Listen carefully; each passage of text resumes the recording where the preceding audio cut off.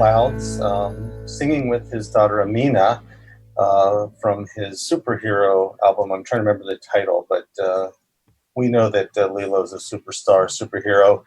And you are listening to Talk of Tacoma here on WOWD, Tacoma Park Community Radio. I'm your host, Eric Bond. And for this next hour and perhaps a bit more, I'll be talking with Ward 3 candidates for the 2020 election here in Takoma Park. Want to once more remind you that all residents over the age 16 are eligible to vote in the Takoma Park election, whether or not they are U.S. citizens. Due to COVID, the 2020 city election will be conducted through the mail. In the second week of October, registered voters will be mailed a ballot to be marked and returned to a secure ballot or by U.S. mail. Now, remember that if you are voting in the Maryland election and have a ballot for Montgomery County, you will have a separate ballot for Takoma Park. So remember that you have two ballots to fill out. If you have voted in any recent election from your home address in Takoma Park, and if nothing has changed, you should be fine. If you have moved into Takoma Park recently, or if you have moved to a different address in Takoma Park, take a moment to confirm or update your registration. Visit tacomaparkmd.gov/elections. And then finally, as we begin, I want to acknowledge City Clerk Jesse Carpenter and Tacoma TV, Alvaro Calabia, and Bienvenido Martinez, who are managing this Zoom meeting and will be rebroadcasting the forum on City TV and YouTube. And we will be including captions at that time. So I think we have everything set up to go. So let's see. Olly, Kacy, can you hear me? Yes. Clear. Okay. So I'm just going to randomly ask one of you to start with an opening statement. And Kacy, since you're on my screen right now, can you tell me in 2 minutes, why it is that you are running once again for Ward 3 council member?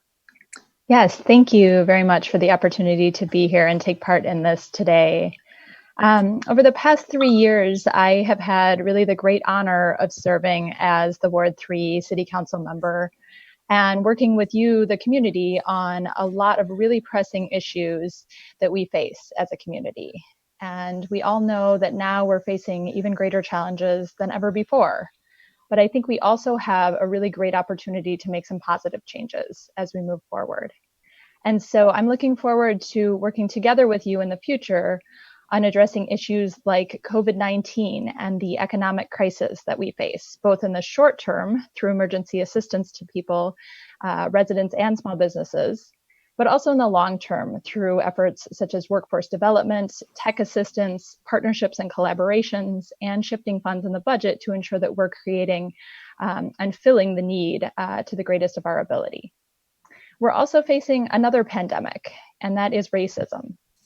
And we need to work on reforming the way that we approach public safety here in our community. And that needs to be done through a process that is driven by our Black and Brown community members.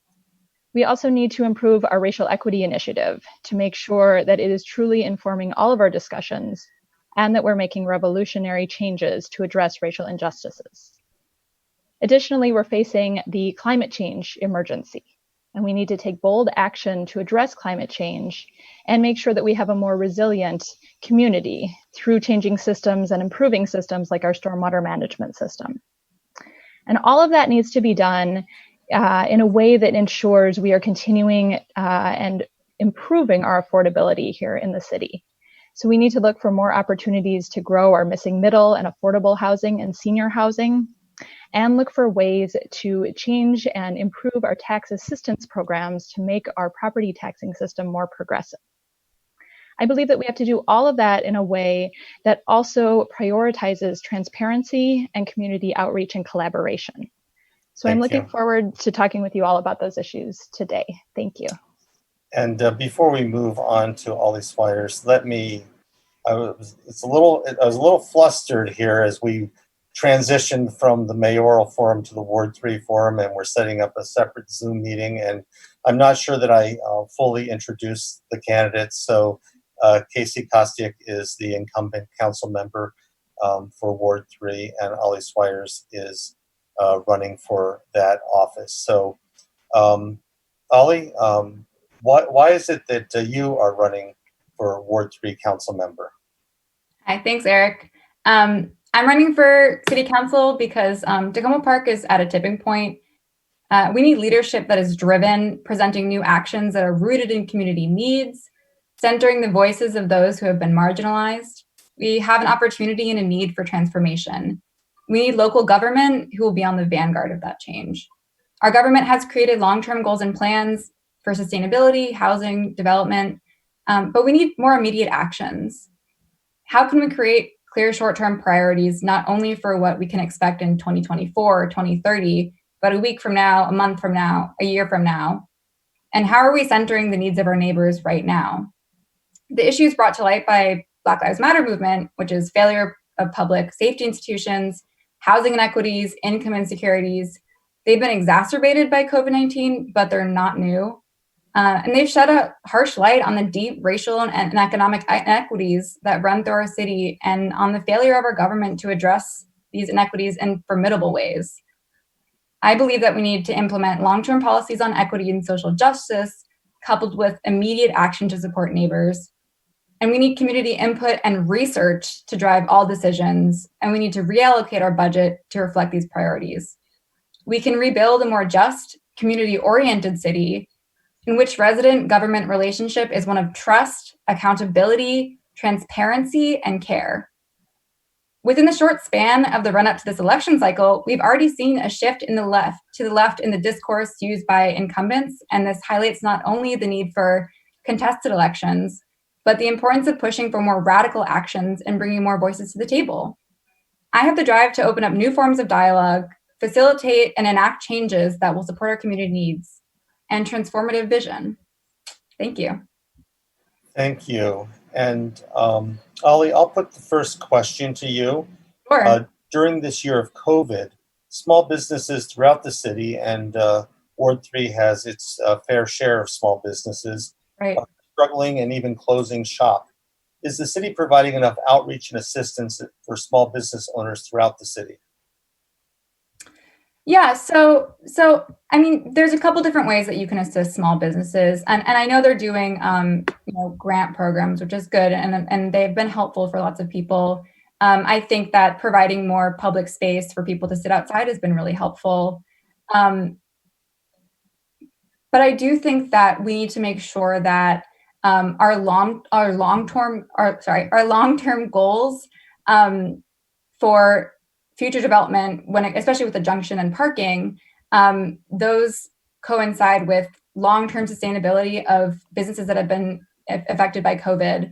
Because the fall is going to be lasting. We're going to have a very hard winter.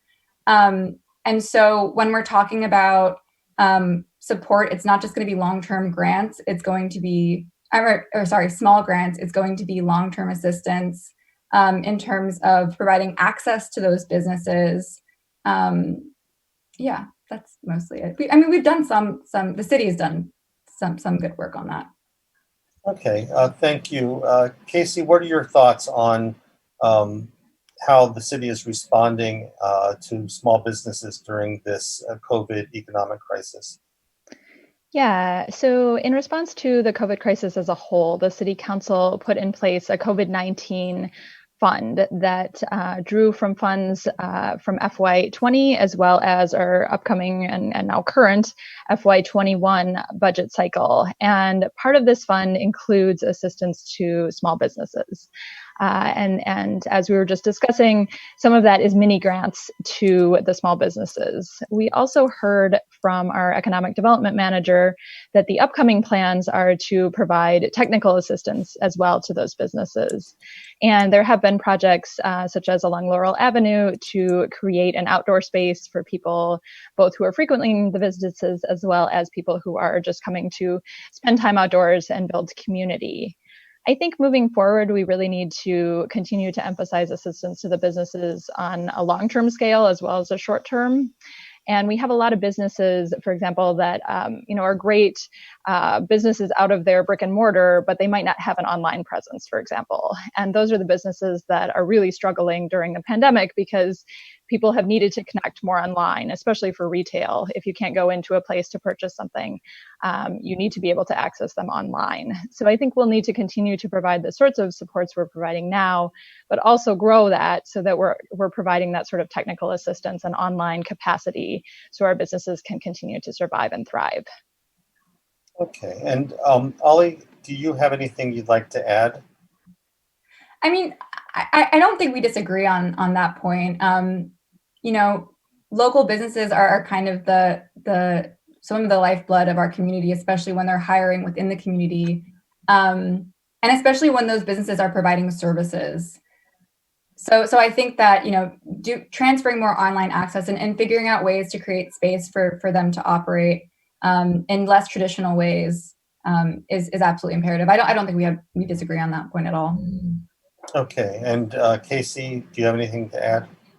I'll just add that I think community initiatives can also be helpful here, and I've seen a lot of interest from residents in connecting with small businesses and helping support small businesses during this time, and also small businesses helping each other as well, and helping the community. One of the things I did back before the pandemic was organize a tour of residents from Ward 3 to Ward 6 to help support and learn about some different businesses people might not be frequenting in the Crossroads area because they were dealing with challenges due to the Purple Line construction. So I think more of those things can also be helpful in terms of connecting people with businesses and providing that community support for them as well. Okay, and Olly, you do have a chance for a final word if you like. I mean, we don't have to use all the time, though. We can move on to more issues. Let's move on to something else. Okay, so I'm going to ask a question that I asked the mayoral candidates. A policy in Takoma Park is established by the mayor and city council while the day-to-day operations are overseen by a city manager. Our current city manager is retiring in 2021. What should be the role of the city manager? What will you look for in the next city manager? And would you be willing to reduce the city manager's salary?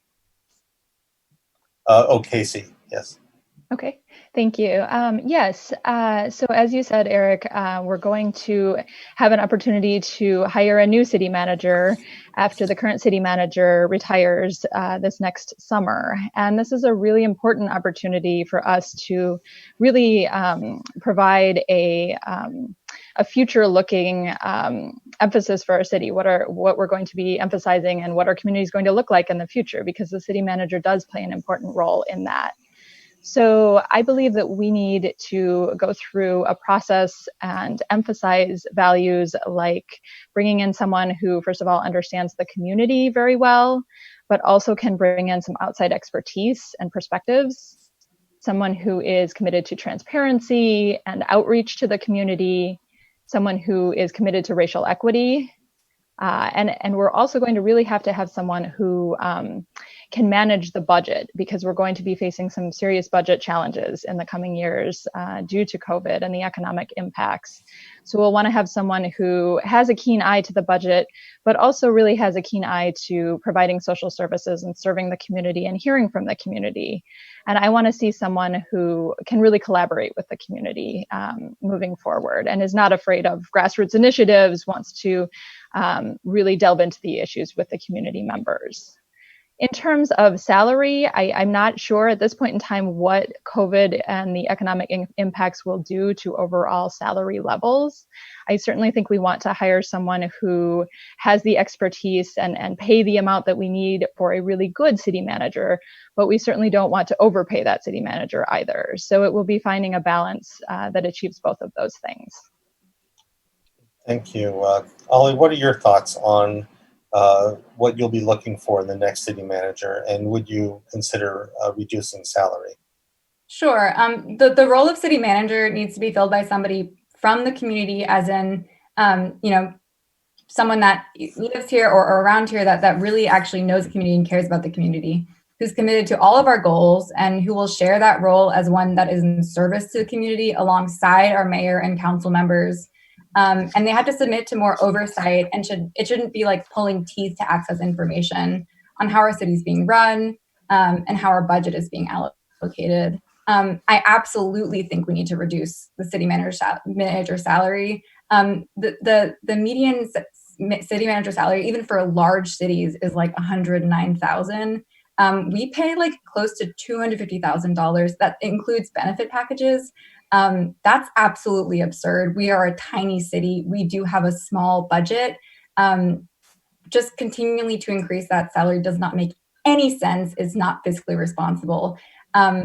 We can significantly reduce that salary, reallocate it to departments that are more useful, or directly to citizen or to resident initiatives. But no, I think that we need to make it much more reasonable, and we can still find somebody that is willing to do all of this great work, and work in balance with the mayor and the council members, not be the head decision maker for those things. So yeah, I think we absolutely need to reduce the salary. Okay, thank you. Kacy, would you like to add or respond? You're muted. Oh. Thank you. Yeah, as we move forward, the role of the city manager is extremely important in terms of the management that the city manager does for all of the city staff. And that's a role that the city manager really handles, not the council. The council oversees the city manager. So I think there is a balance there, and I think we really need a city manager who can be a strong manager for the staff, and that's a key role. In terms of salary, I would say that we want, as I said before, we want to hire someone who is a competitive city manager in our region. And we've looked at and done a number of analyses of our city manager's salary, and found that it is pretty in line with the market going rate in our region, which is relatively high. So I certainly want to look for ways to not overspend, as I said, but also hire the best person that we can for this really, really essential position in our city. Okay, and Olly, would you like to add or respond in any way? Yeah, I mean, for cities in our region, there's a lot of much larger sizes that are covering a lot more area. For a 2.5 square mile city, we do have a decent amount of density. It's not actually in line. I can share that data with you later, Eric. But yeah, I don't think that managerial staff needs to be making the most money. Our city manager and our police chief are the highest paid staff members in our city. Okay, and Kacy, do you have any last word or? No, I think we can move on to the next question. All right. Well, I want to move on to. Oh, and I'm sorry. I guess yes, and I don't need to ask you, Olly, because you just gave your word. What should be the function of the police force in Takoma Park? And this summer we've been hearing more cries to defund the police. Do you favor eliminating, reforming, or expanding the functions of our police force? And I think that goes first to you, Olly. Sure. So the discussion in Takoma Park around policing, first of all, has been co-opting abolitionist terminology. The concept of reimagining public safety is something that police and prison abolitionist movements have been pushing for since like pre-1970s. And that call means defund the police while working towards and creating something new and better at the same time. We've taken that term, or the city officials have taken that term and applied it to suggestions for pretty run-of-the-mill police reforms, with this suggestion that they may reallocate funds or downsize if the task force can prove that's necessary. Our task force, we're asking Black and Brown people who have been traumatized by the police to work with the police on that task force, and then hold those same police accountable for their actions. The timeline for the task force leaves almost a full year before these deliverables would even go to the council for consideration. We don't need to wait that long. In fact, we can't wait that long. We've had multiple community groups proposing accountability measures that we could put in place now. After the murder of George Floyd, the head of the Takoma Park Police Department released a statement about their commitments to the community. And in that same statement, he said, "I can't say it would never happen here in Takoma Park." That right there is an admission that the time for change is now. We know that police don't prevent crime. They show up after crime has been committed. and locally only 4% of police response is to violent crime. The main non-administrative function of our police is removing people from the population and placing them in prison, or assigning economic penalties for acts that are often a symptom of unmet social and economic needs. Neither of those things do anything to address root causes or offer any long-term solutions for crime prevention. Black Lives Matter means defund the police, and we need to figure out a clear breakdown of what public safety looks like to everyone, whether it's for conflict resolution, de-escalation, mental health, domestic abuse, traffic concerns. And then we can reallocate funds towards a completely new system and craft a public safety budget that addresses all of those needs in a way that makes sense. Thank you. And Kacy, what are your thoughts on the way forward with Takoma Park Police? I would like to see a defund model where we are moving towards shifting resources away from policing and towards addressing the social service needs that we have, a prevention model focused on mental health, focused on housing assistance, workforce development, many of the needs that we have in our community that can help prevent people from committing crimes because they don't have alternative opportunities. What I think is really, really essential in this process is that this process is driven by our Black and Brown residents. And to me, this is why a task force is really, really essential here. We know that we've had a number of committees in the past. In our city, we have committees now, and the majority of them are not really representative of the diversity of our city.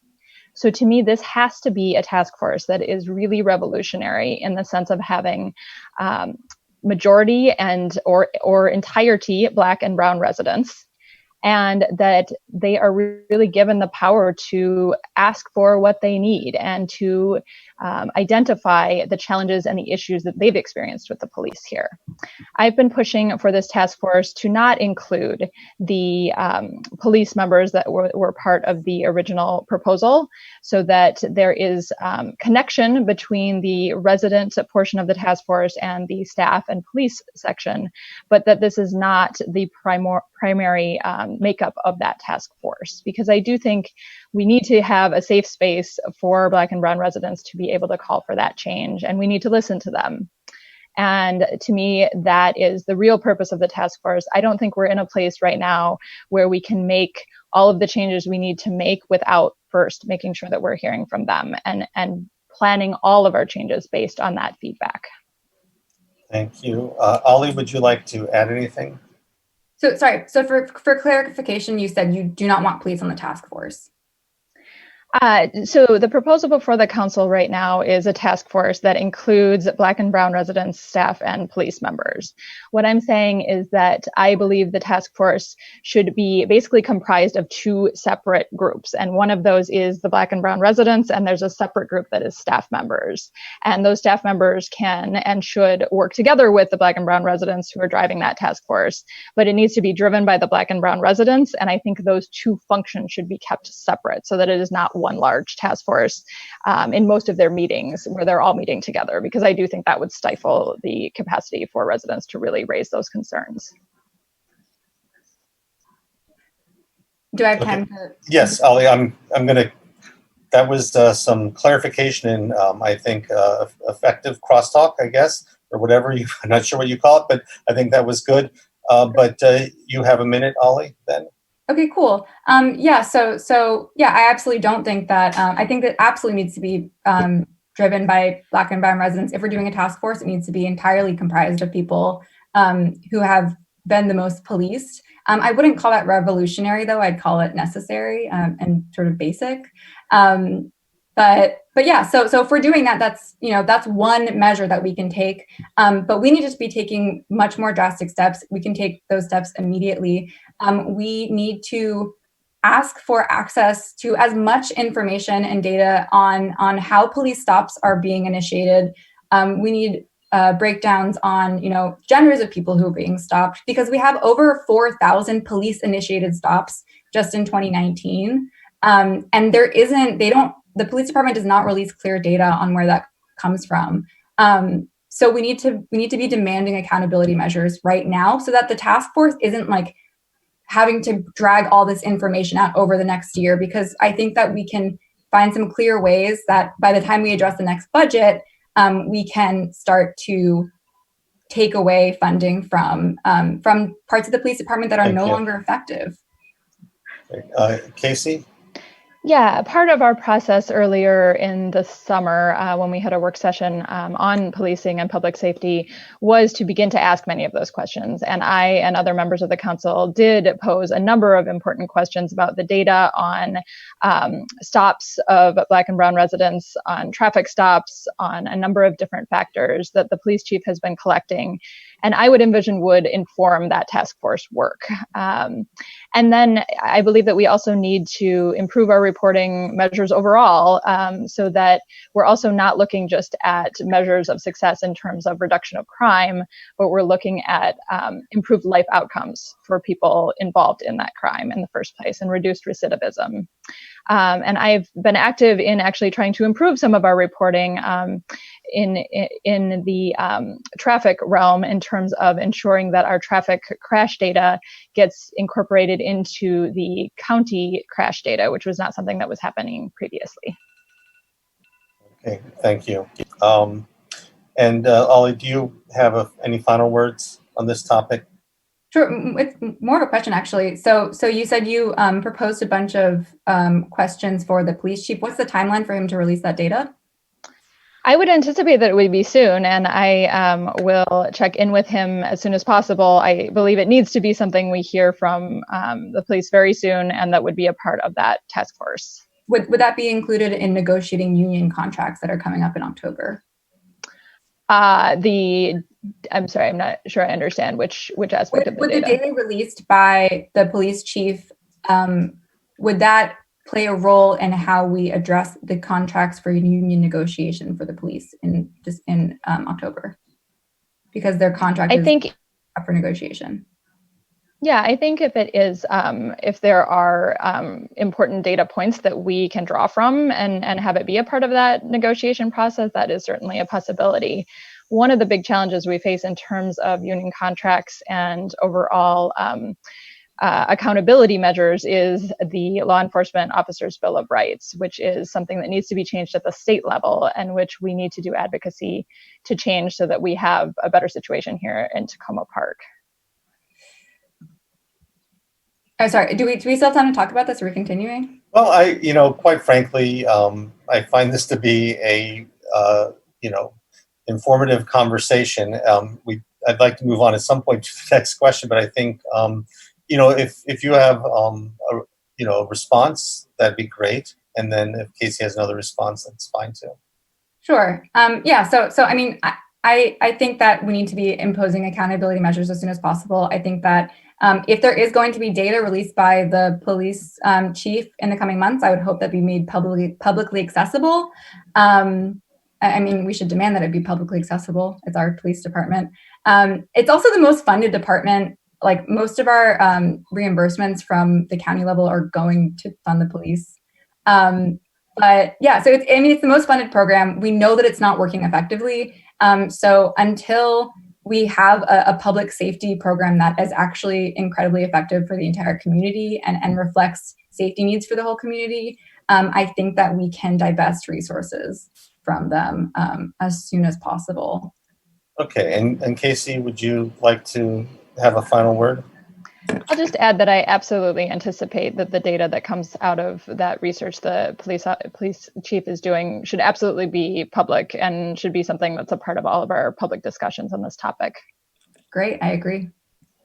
Okay, well, let's turn to the big development project in Ward 3. I'm not going to go through the entire timeline on Takoma Junction, but this project affects perhaps Ward 3 residents more than anyone else in the city. What is the best course of action for the city concerning this lot in Takoma Junction at the moment? And I lost track of, I think, Kacy, are you up next? I think I may be. Yes. Okay. All right, great. Yeah. So as we all know, Takoma Junction is a really important cultural and social hub, both for Ward 3 and the immediate neighborhoods, but also for the larger community as a whole. And it is very important to me as the Ward 3 council member that we have a positive plan here that is a good plan for the neighborhoods and a good plan for the city as a whole. Right now, the process is going through the county review process and the plans are being revised. And then the plans will come to the city council for what I believe needs to be a thorough review and a decision on whether or not this is the appropriate direction for the project and the community.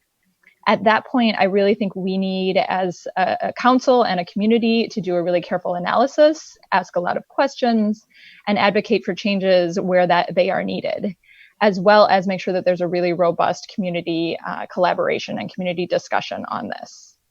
I have recently sent a couple of letters to the developer, one of them with a long list of community-generated questions, and another reminding them of the requirements of our 2018 resolution that the council passed, which outlined requirements related to stormwater management, green building, traffic, noise, light, and public space, among a number of other things.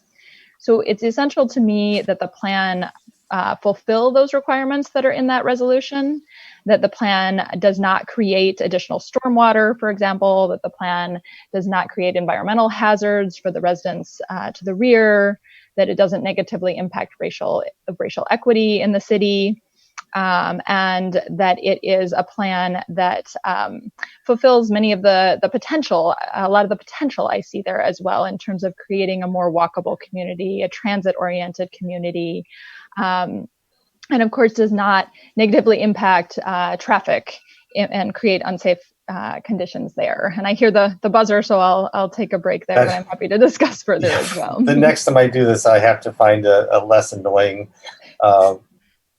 timer on my phone. Olly, what are your thoughts on the next steps at Takoma Junction? Sure. So my thoughts on the junction in general, giving up public land for private profit is not progressive. Like real progressive action would be giving land back to the Piscataway Conoy tribe. All city development needs to center racial and economic equity. This development doesn't do that, at least not in the current iterations. You just said that you wanted to have lots of public input and forums, but people have been asking for that for actually years. And we've only very recently had a couple small community meetings on that. So we should have been doing that way sooner. You actually refused to conduct a survey of Ward 3 constituents and their views on the development. And instead, we've been sort of pushing forward a development process that threatens the co-op as it stands and replaces valuable public space with private retail space. I'm just curious to hear why years of public concern did nothing to encourage a more strong stance on holding NDC accountable to the requirements set out 2 years ago, and why we didn't do that sooner.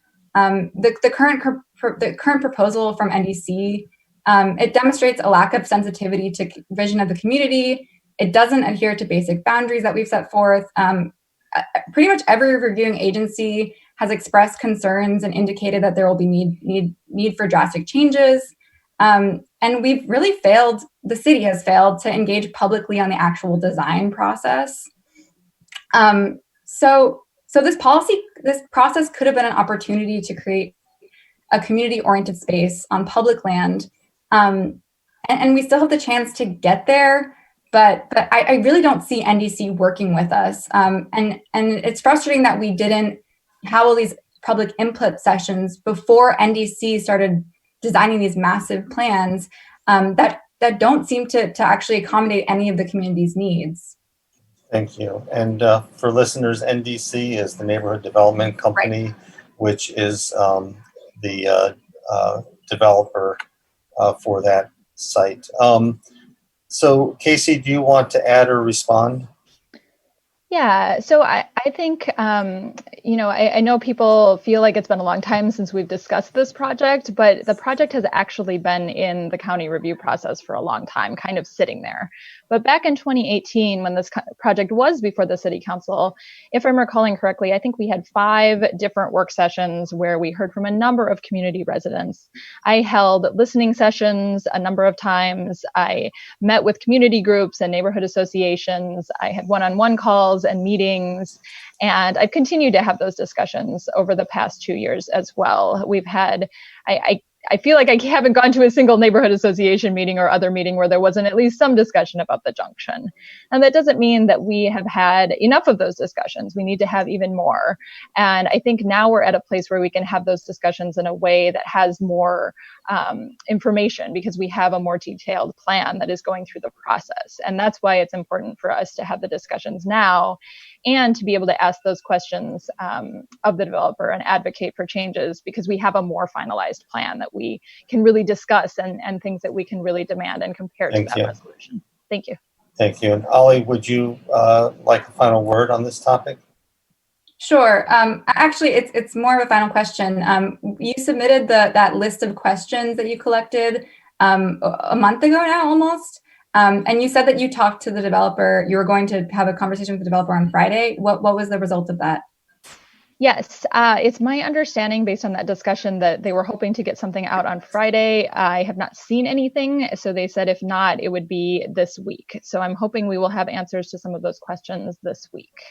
Okay, and what are the repercussions for NDC? I mean, I guess the statement would be NDC needs to release a plan. The next iteration of the plan needs to adhere to all these standards that the city has put forth, that the community has put forth, not just like, basic standards, but also providing accessible community space without a paywall.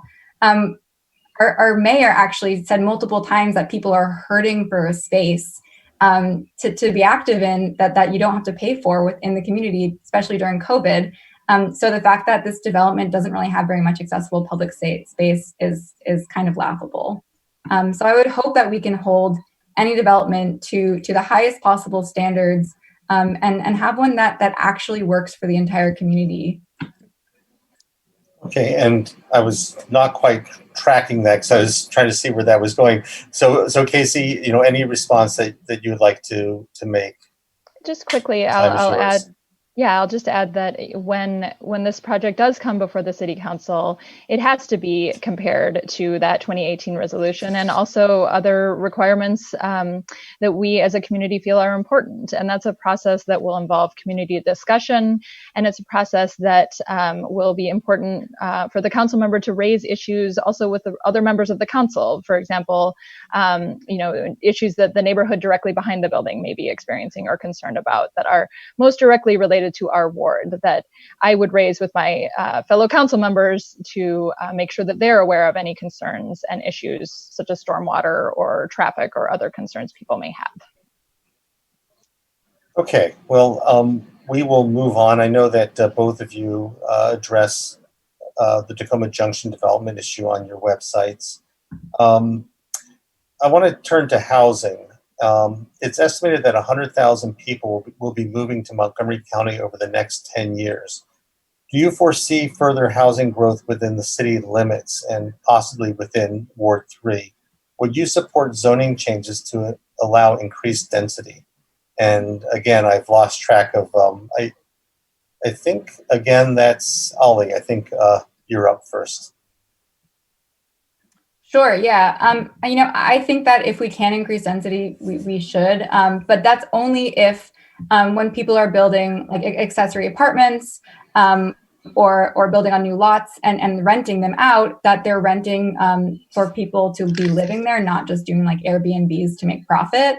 But yeah, I mean, if we talk about being an inclusive community, if we're doing new housing, we need to make sure that people who are living in low-income housing get access to neighborhood housing first, and also people, people who are low income in general, whether that's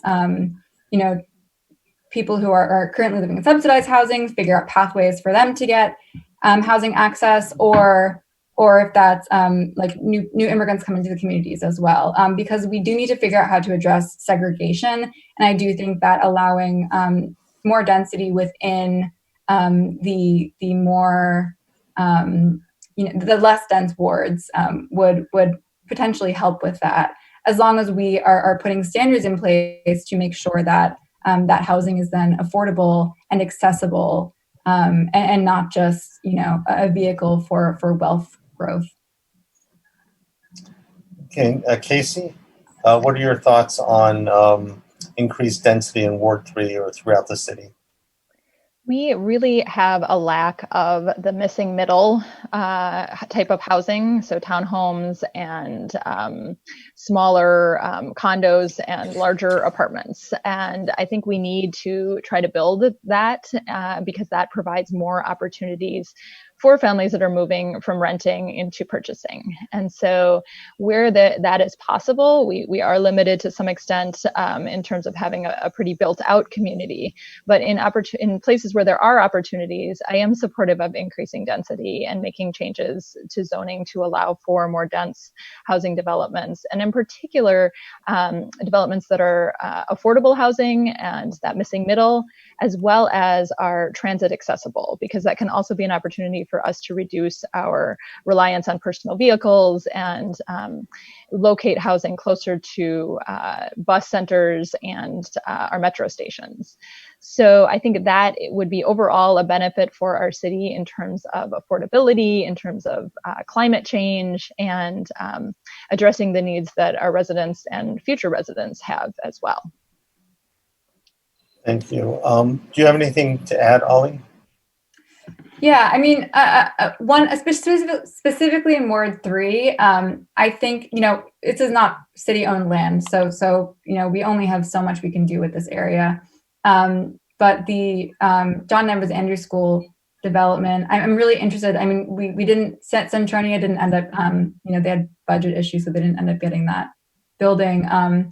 But I do think it'd be interesting to see what we could do with, working with Washington Adventist to potentially have some affordable housing units there, if they deem that, if any developer would deem that something that'd be possible to do and still keep prices down. That is a huge opportunity for Ward 3 specifically. Okay, thank you. And do you have anything to add, Kacy? I think both the John Nevins Andrews property and some of the properties along New Hampshire Avenue in Ward 3 are probably our greatest areas where we have potential to build more dense housing. And I would hope that we would have opportunities to do that. We don't have a lot of incentives we can provide to developers, but we can provide assistance through our payment in lieu of taxes agreements, and also through collaboration with them as a city in terms of helping with zoning changes if there's support for a project, and in other ways like that. So I think we have some opportunity to assist, but it can be hard as well. And I think we need to just continue to reach out to the right kind of developers and make sure that we have opportunities for affordable housing, for senior housing, and to really fill the gaps we have in the community. Okay, thank you. And Olly, do you have a final word on this topic? No, we can move on. Okay, so Kacy, Montgomery County does dual stream recycling, while Takoma Park does single stream recycling. Dual stream has been identified with reduced contamination and better quality materials for the end market. Will you consider changing Takoma Park's recycling system to more effectively deal with waste? Yeah, I think we need to look at improving recycling systems overall, and also look more broadly at climate change as a whole and reducing waste as a whole. And we've done a great job in terms of our composting program, which has really taken off over the past couple of years. But I do think we need to do more on that. I think there are more opportunities for more residents to be a part of that program, because we don't have all residents composting. We also don't have have all residents who are in multifamily buildings don't all have the opportunity to compost. So we do need to grow that. And I think more opportunities as well for small businesses to improve their recycling and their composting, and just make sure that we are encouraging people to reduce waste overall, as well as addressing the best method of recycling and composting.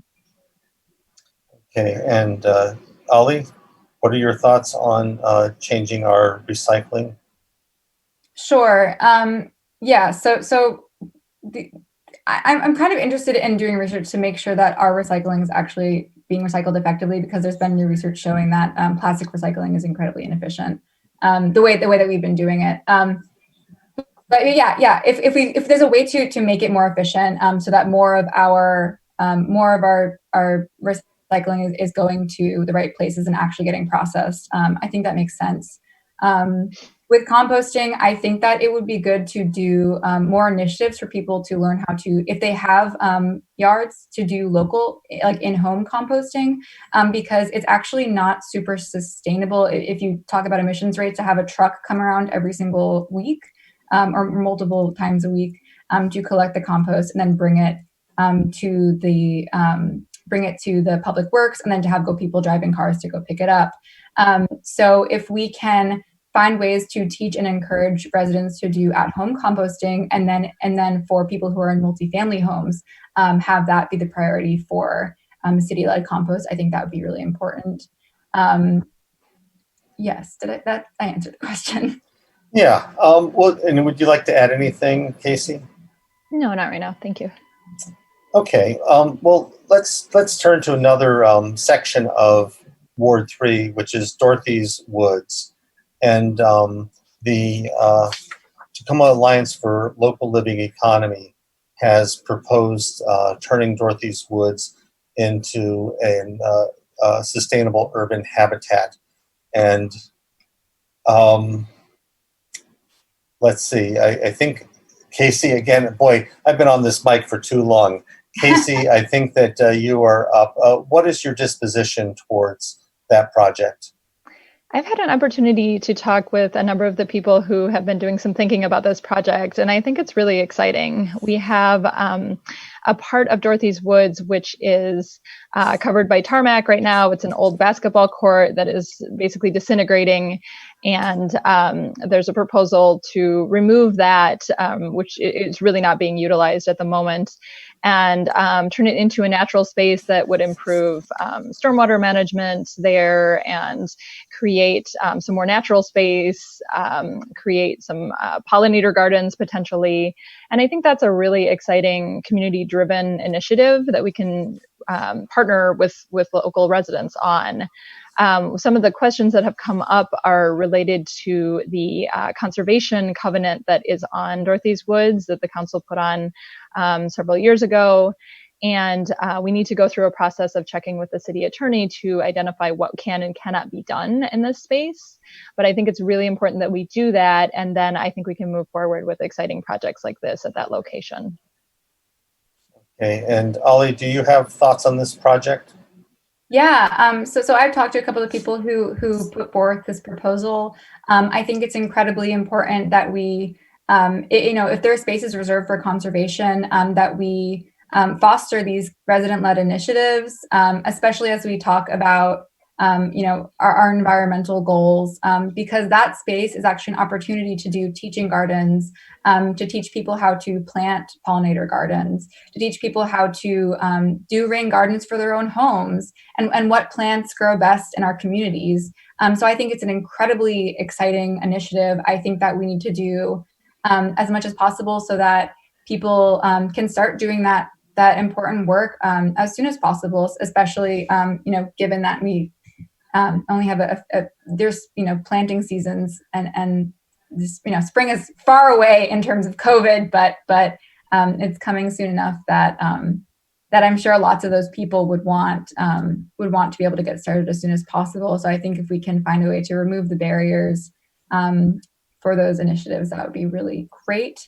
I'm actually very excited to learn about doing rain pollinator gardens in my own yard, because we are having erosion problems.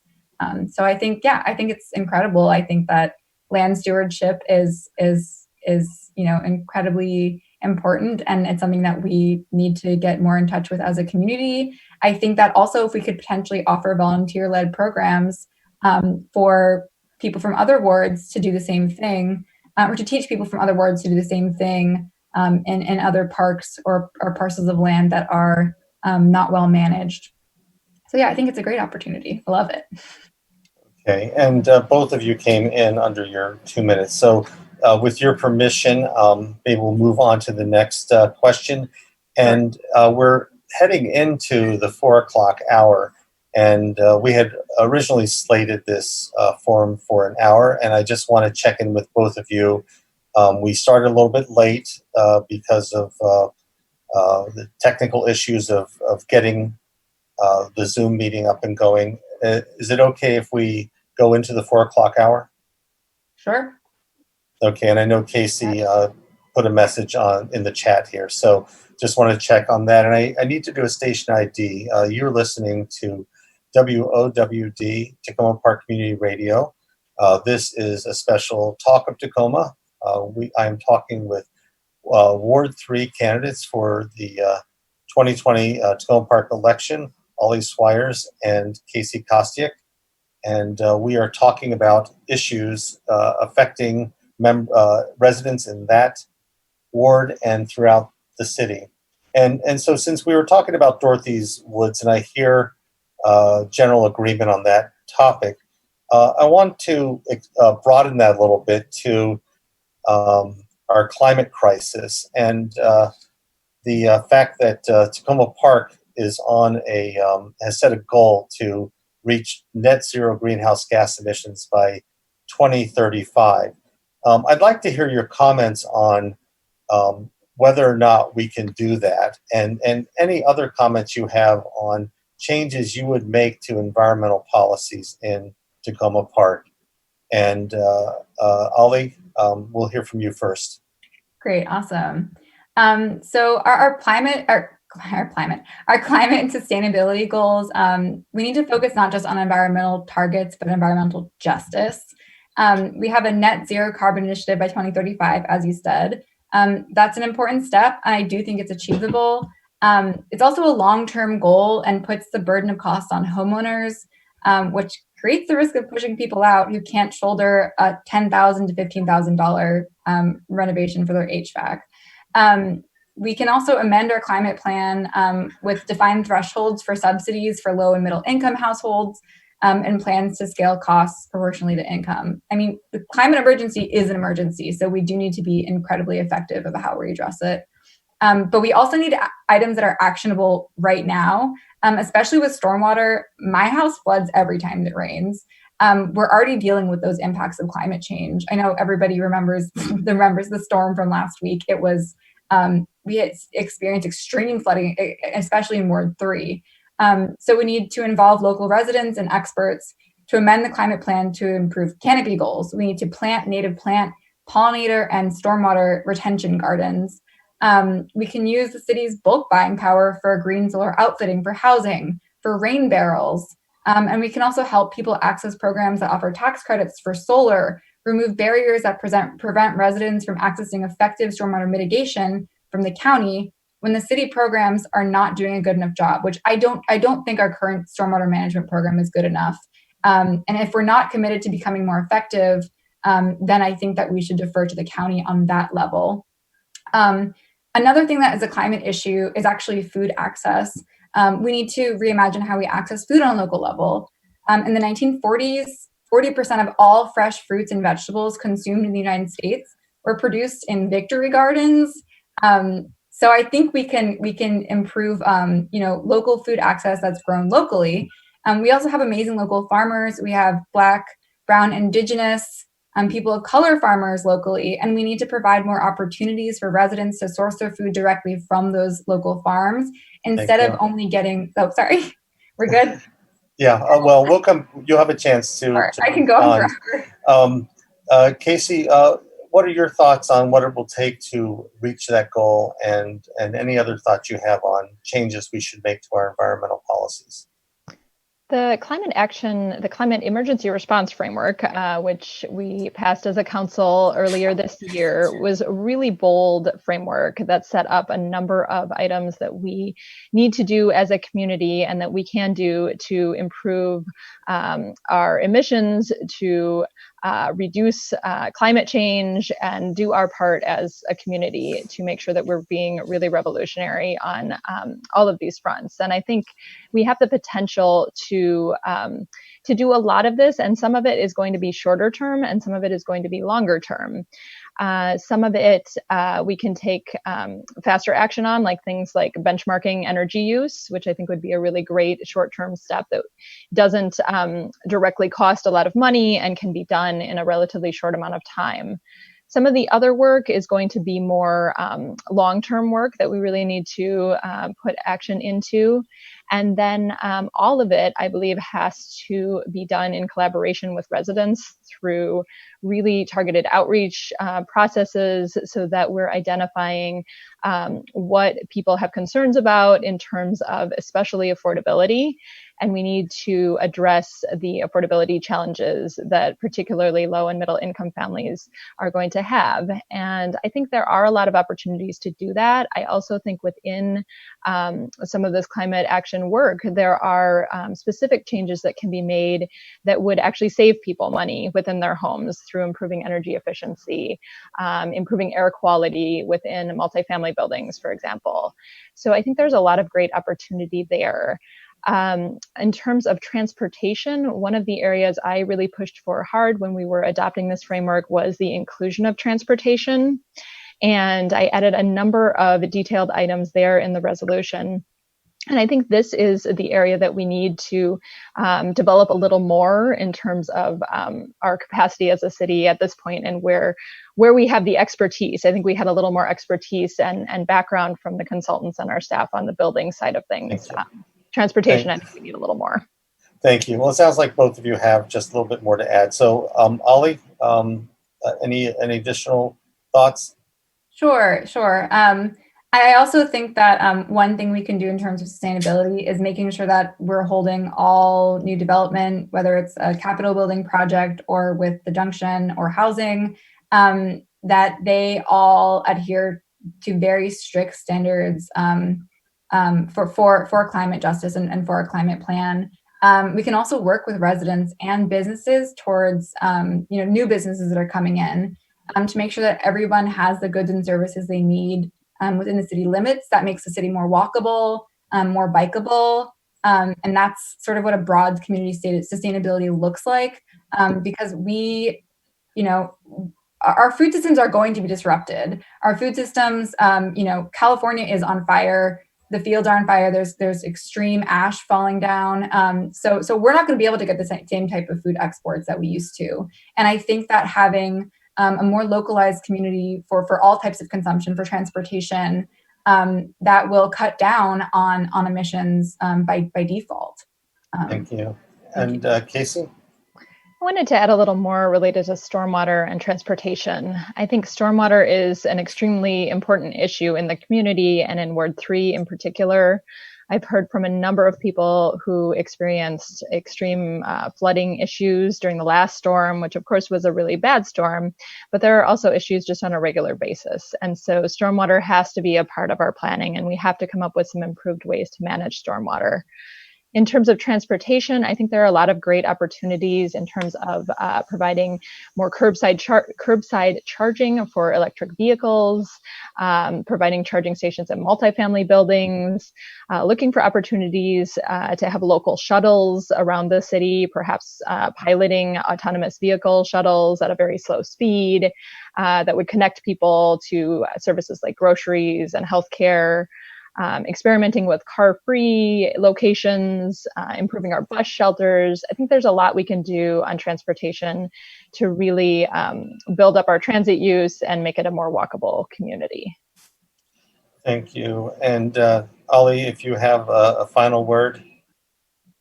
I feel like we've covered it. Yeah.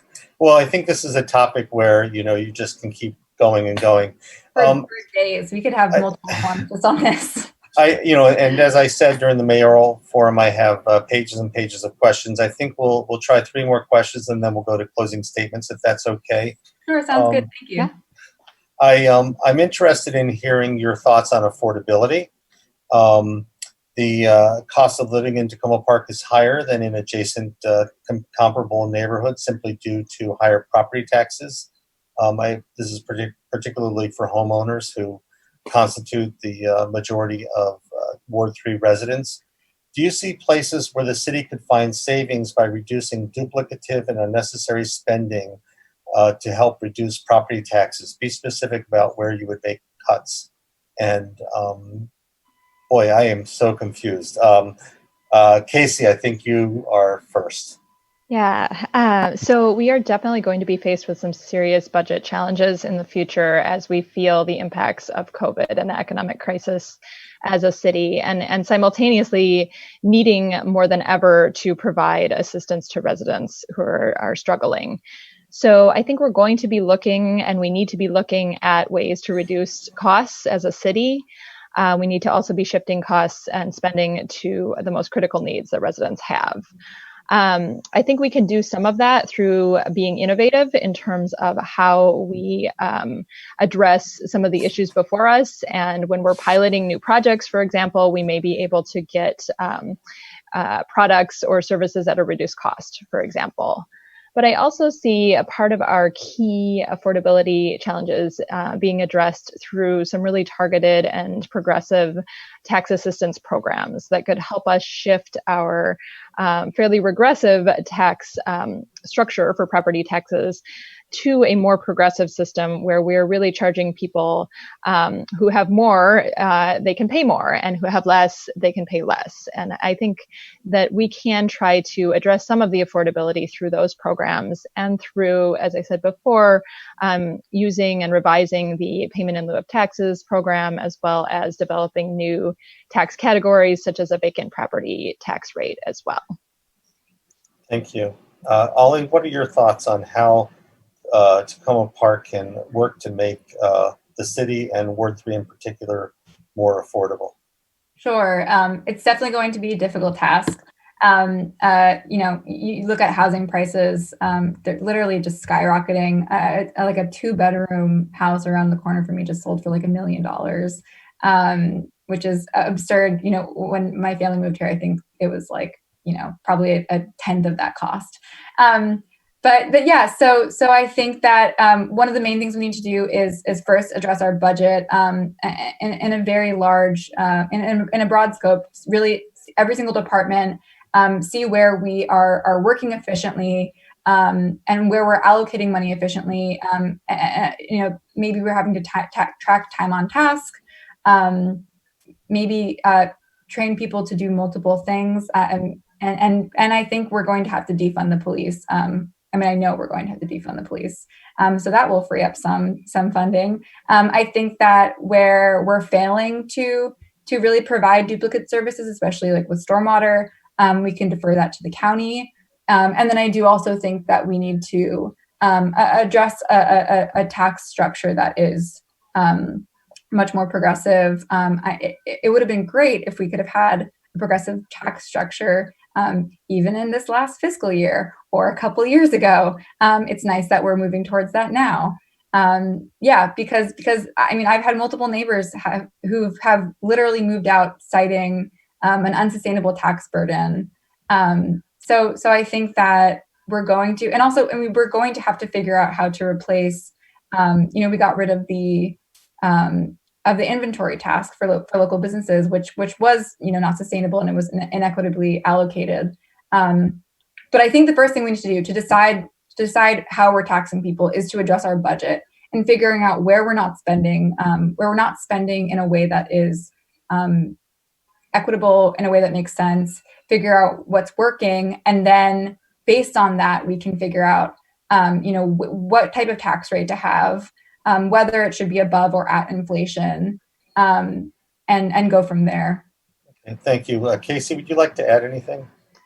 Part of this process, I think, has to be improving our budget materials so that we have materials that are more accessible to residents and that include some analytical tools like percentage changes in proposed expenditures, for example, and infographics, things that would make it easier for people to access and understand. And then we need to have more targeted outreach.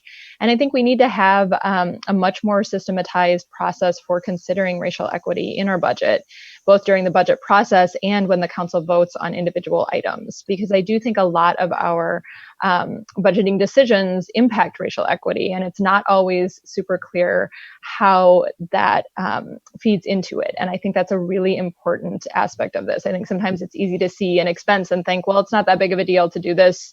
This person is requesting such and such, but that does impact racial equity, and it does impact the distribution of funds across our community.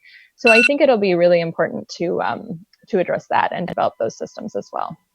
Okay, thank you. And Olly, do you have anything to add? Yeah, so it's, those are some great ideas. They were also brought up in the Firehouse budget meeting more than a year ago. So it's nice that they're finally being listened to.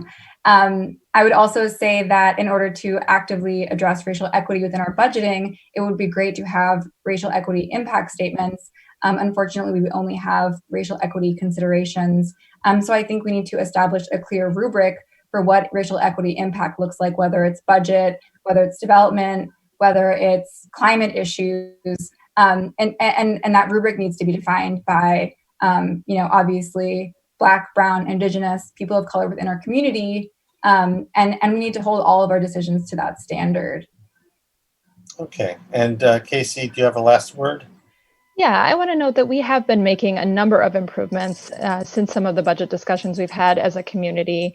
One of the challenges this last budget cycle was that our budget document was created without a deputy city manager position being filled and then taking place within a pandemic. So a lot of the changes that were identified and that I and others called for were not able to be integrated to the full extent they needed to be this last budget cycle. But that doesn't mean there isn't progress and there isn't commitment to those things. And we have adopted a number of things, such as the time on task tracking pilot program. And there have been a number of improvements to the document that we need to continue to build on into the future. Okay, and then Olly, any final words?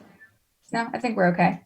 Okay, so we're talking about affordability. We're talking about city services, and we've talked about the Takoma Junction project. The other big project is the library project.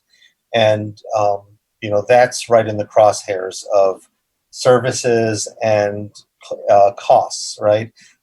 In the mayoral forum, I, went through again the timeline and the changes that needed to be made to the library project because it is discovered to be sitting in a floodplain, for example. And I wonder, I assume that both of you are well aware of the details of this project. Do you favor continuing forward with this project, or do you favor scrapping it, even if that means that we may lose the city library because of the floodplain issue, or do you have some other thought? And Olly, you can go first on this one. Sure. I love our library. It's been the library I've gone to for my entire life. And I'm really excited that we're working on improving it. We need public space without a paywall. I've said that before. I think it's incredibly important to not have to spend money to access resources because that is the model of most of our businesses in Takoma Park. We need it to be ADA accessible. We need spaces for school children after school programs. We need spaces for people to do tech learning. And we need to ensure that the library plan is always prioritizing those needs first. Maybe we don't need so much space for staff. We do have a municipal building that is primarily just used for city staff. But I think the library project is great. And as long as we're continually making sure that it's always in line with our commitments, and we're not going to run into cost overruns by potentially adding things that we don't need. So again, it needs to address community needs. It needs to address public space without a paywall. It needs to adhere to whatever standards you need to have, like whatever standards you need for tech learning. If we need more computers, if we need more open space for people to sit on the ground and read books, to do community activities, we should absolutely prioritize those needs first before looking at other expansions and details that might just cost money and look nice. Yeah, but I don't think we should scrap the plan. I think that the library it's an integral part of our community. Okay, thank you. Kacy? We should absolutely not scrap the library plan. The library is an extremely important part of our community, and I think moving forward, due to the impacts of COVID, is going to be even more essential. It's a place where we have young people accessing programming. It's a place where we have people coming together across generations. It provides young kids coming home from school a place to go if their parents aren't home yet. It provides English language learning opportunities, Wi-Fi access, digital literacy, training, many, many things that we value in our community. And right now it's not in good shape, and we need to build a building that is going to be useful to our community now and moving into the future as well. I do think we need to do that in a way that is really looking at some new models of how libraries look and what services they provide. I would love to see it provide more workforce development programming, for example, and spaces for digital literacy, and also for small groups to meet, to tutor or have informal meetings. And I think all of that needs to be done in a way that provides what we need, but also doesn't overspend. And so, as I said back at one of the meetings that we had over the summer with the architect for the library, I want to make sure that this is a useful community space. I'm not so concerned with it being the most beautiful space in the entire world. I certainly want it to look nice, but I would rather spend the money on it being useful to residents as we move forward, and not spend the additional money to just make it be a beautiful space. Okay, and Olly, do you have anything that you'd like to add? Right. Yeah. So my other concern is that people have suggested that the funding could be used to potentially make modifications to other buildings. Someone suggested bathrooms in the municipal center. I would say that the best way to make gender neutral bathrooms is to change the sign on the door, and you don't really need to spend more money to make that accessible. So I would prioritize making more accessible community space over unnecessary changes. Okay, and Kacy, do you have any final thoughts or any response? Yeah, just a quick item. I wanted to add that one of the things we talked about at the council meeting with the library architect was putting on a cost cap, which is an option when we do go out for bids for the project, to have a cap where there would be potentially some alternative aspects of the program, of the project, that would be funded in the plan. But if for some reason there were additional costs in some other aspect as the building continues that were unforeseen, those other parts might be sort of an optional element that would be done in the future if there were funding and might not be completed at that time. So I think that's a good way to look at keeping costs down and ensuring that we have kind of a cap for how much money we would be spending on the project. Okay, and do you have a final word, Olly? I think it sounds like we're primarily in agreement on how we should be prioritizing the project needs. I think that we need to make sure that we decide on an outcome for what we want, and we stick to that and make sure that all plans and designs and budget, adhere to those plans and outcome needs. So yeah, I think we're mostly in agreement, it sounds like. Okay, well, so for my final question, and this is not on my paper, I've been kind of formulating this, and it goes to inclusivity. And Takoma Park has taken pride in being a city of inclusivity, and inclusivity covers a lot of ground. We think about racial and ethnic inclusivity, economic inclusivity, sex and gender inclusivity. And even I was confronted today with my lapse in finding a ASL interpreter for this particular forum and for the mayoral forum. And, that's my lapse in promoting inclusivity. We are trying to address that through captioning, but, it was a lesson to me.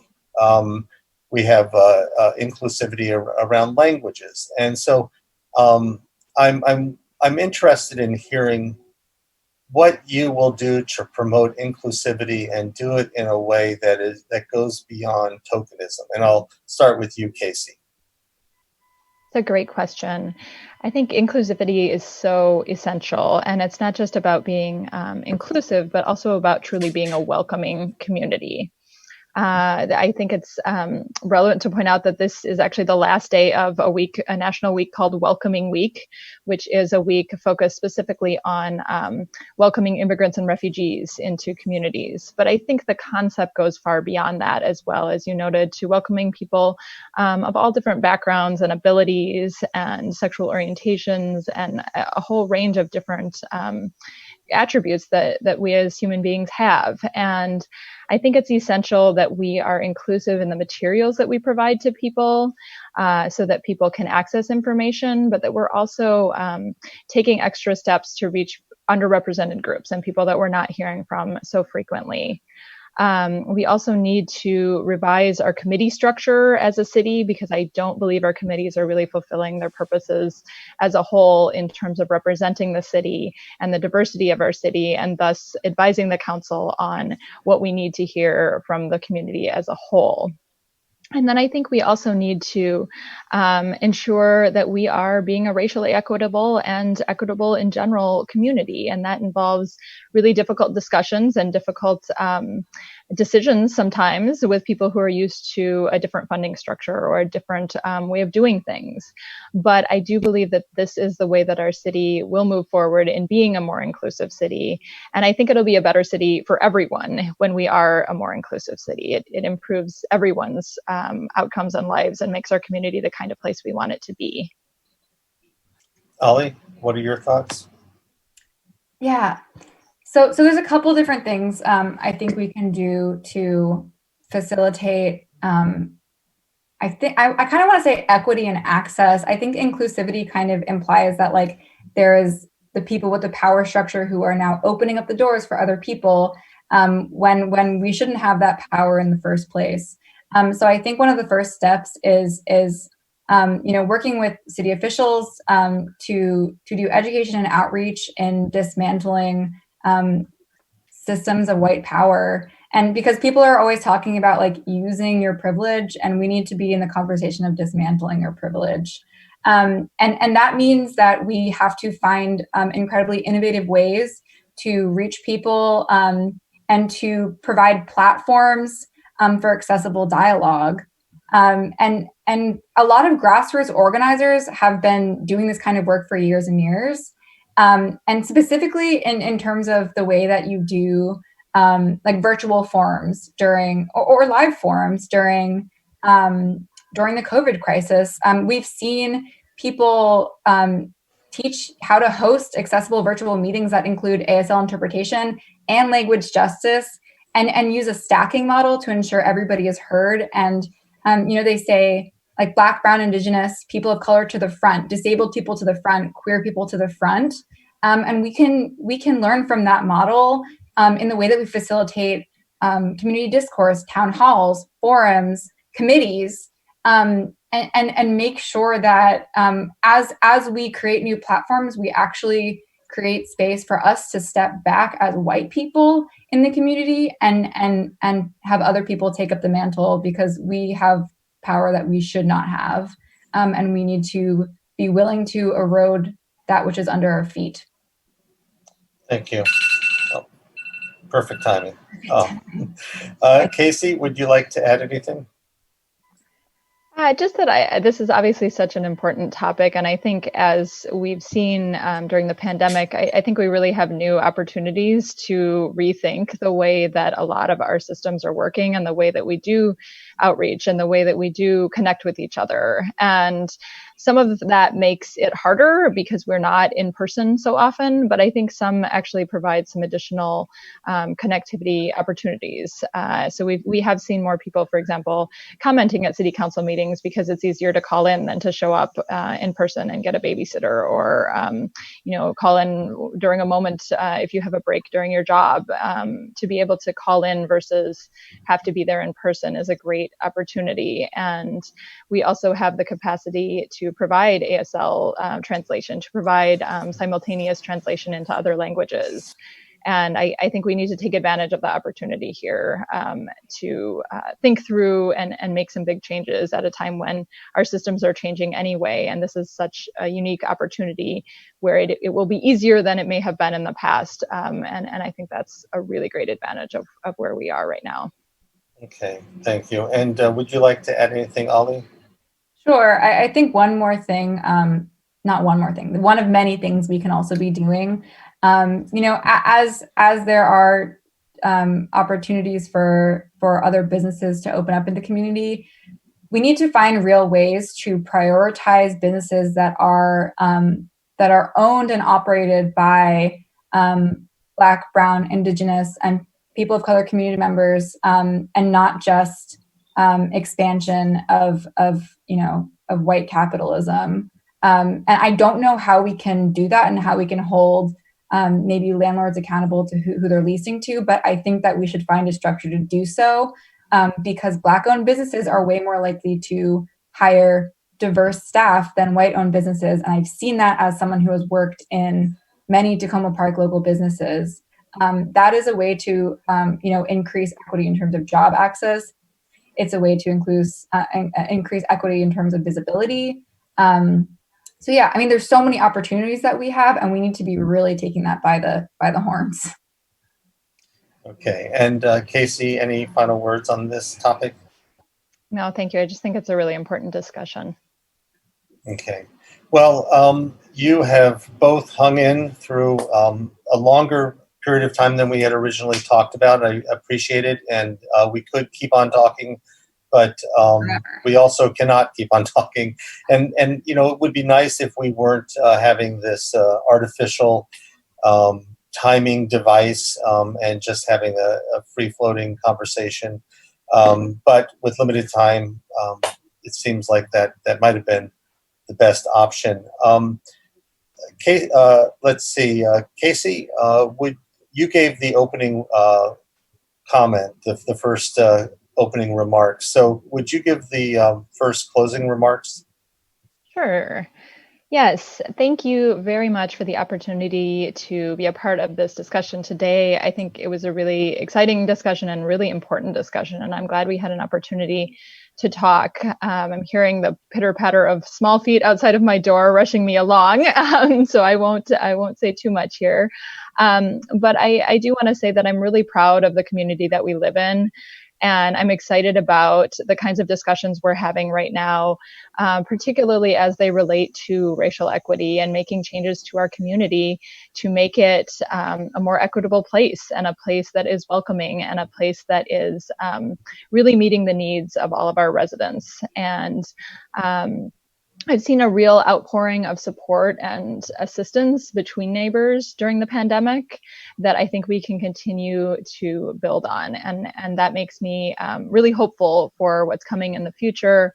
I'm excited, as I said, to work on a number of these big issues in moving into the future. And I think we're going to face a number of challenges, but as I said, I think we face a lot of really great opportunities as well. And an opportunity to continue in this job makes me really excited, because I love being the council member. I love having the opportunity to work with all of you as community members. And I will say I far prefer to be listening to residents and hearing from you all than I do talking about issues and talking about my perspectives. I'm much more interested in hearing from others and understanding your perspectives on things, and then conveying that and advocating for your needs, both at the city council level, at the city level, as well as regionally through the work I've done and the National Capital Region Planning Transportation Planning Board, as well as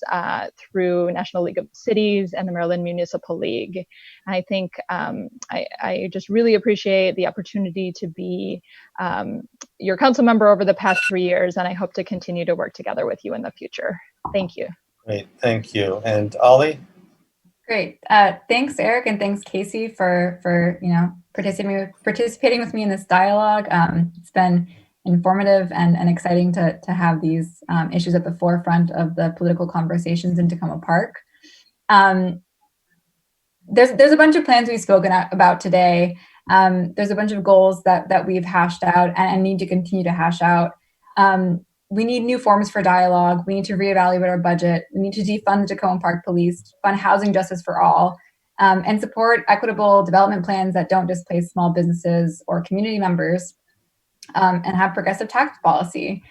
These are all conversations that we need more input on from all aspects of the community, and it's been an absolute joy talking to so many of you already just in the last couple months. I love the hell out of this community. I hope to live here my entire life. And so I, thank you so much for the opportunity and allowing me to take part in these conversations. I think that we're in a moment of transformation, and we need elected officials that will take radical action, be accountable to all of our constituents, and make decisions with the community, not just for the community, and have short and long-term policies that meet all of our community needs as we establish what those are in the coming months. I can talk about this for days at a time. If you want to talk more about it, you can email me. You can go to ollyfortakoma.org. Yeah, I'm your neighbor. I want to hear from you and be in community with you. We need to make collective decisions, and I hope to hear more from everybody in the coming month and week that we have.